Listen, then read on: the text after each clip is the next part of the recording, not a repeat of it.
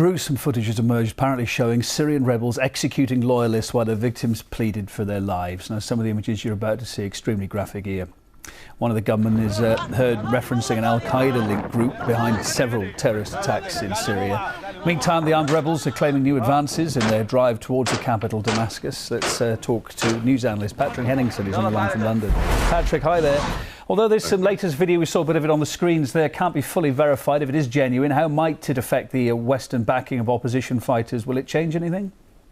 No, it won't change anything at all, Kevin. In fact, I believe that the leaders of our Western countries, particularly the NATO countries, are encouraging the Syrian terrorist rebels, guerrillas, whatever you want to call them, to really accelerate the bloodbath in that country, because in the eyes of Washington and London, the bigger the bloodbath, the quicker they can have regime change.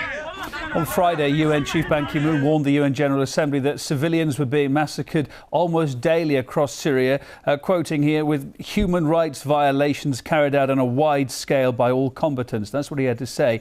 With that in mind, can any viable peace plan even begin to start soon? Yeah, we have a massive problem, again, with Syria, and we've had this problem from the beginning, which is the skewing of information coming out of that country. The Syrian Observatory for Human Rights was responsible for a lot of the initial bogus claims that allowed the West to sort of justify the backing of the Free Syrian Army terrorist groups. But now, like, for instance, we had a twin car bomb in Damascus in a majority Druze neighborhood loyal to President Assad. And the way it was reported in the Associated Press was that it was a twin car bombing. If this was any other place, it would be called a terrorist car bombing.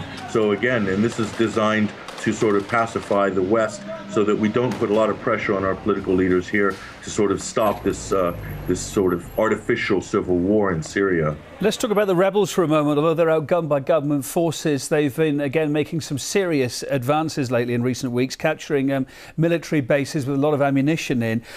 Are they becoming stronger generally? Yes, they are. They're becoming stronger, and it only stands to reason because the amount of effort that's being put from mainly the UK and the United States in Congress with the Gulf states like Qatar, Saudi Arabia, and so forth. And also Turkey as a NATO country is also contributing to this effort to really arm and give backing, logistical backing, satellite backing. A report just came out this week where they're supplying satellite units to rebel groups, terrorist groups essentially, in Syria, so they can communicate while the internet is currently down in that country. And we'll talk about that in a minute. Well, indeed we will. I mean, who do you think was behind that? A huge outage is back up now, partially anyway. Who was behind that? I've been looking at this and reading a lot about it, and from some of the reports I've read, it's kind of mysterious. It was initially sold in the media and places like the Washington Post as a move by the Assad government possibly to shut down rebel communications, but actually, upon further investigation, it looks like it's possible that actually a combination of the United States operatives and the Syrian rebels could actually be behind the bringing down the internet. And the reason is, Kevin, is because if the bloodbath escalates in that country, the last thing that the West wants is any reports coming out on the internet of actual rebel terrorist atrocities in that country, and atrocities that we've seen quite a bit of recently.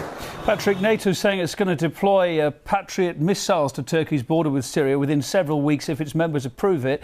In the wake of last month's cross-border skirmishes, of course, how dangerous are those developments with more nations now seemingly being drawn into this conflict?